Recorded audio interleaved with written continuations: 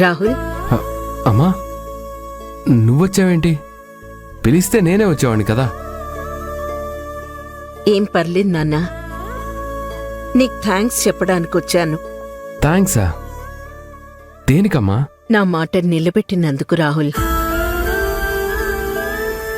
అభి పెళ్లి ఆగిపోయినప్పుడు తన గురించే ఆలోచించి అప్పటికప్పుడు నీకు అభికి పెళ్లి చేస్తానని అందరి ముందు చెప్పాను. నీకిష్టం ఉందా లేదా అని నిన్ను ఒక్క మాట కూడా అడగలేదు. నువ్వు నా మర్యాదని కాపాడటానికి నోరు తెరిచి ఒక్క మాటైనా అడ్డు చెప్పలేదు.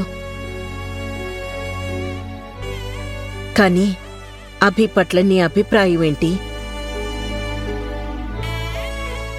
పెళ్లి చేసుకోవడం నీకిష్టమేనా కాదా అని నా మనసులో ఎక్కడో ఒక చిన్న అనుమానం ఉండేది.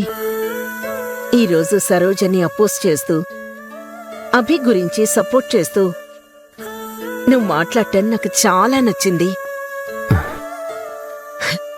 అభి అంటే నీకెంత ఇష్టం ఉందో, నువ్వెంత ప్రేమిస్తున్నావో నాకు అర్థమైంది. నా మనసులోని మాట నీకెలా చెప్పాలో తెలియటం లేదమ్మా. నేను నీ కొడుకునమ్మా. నువ్వు నాకు మనుషుల్ని అభిమానించడం నేర్పించావు.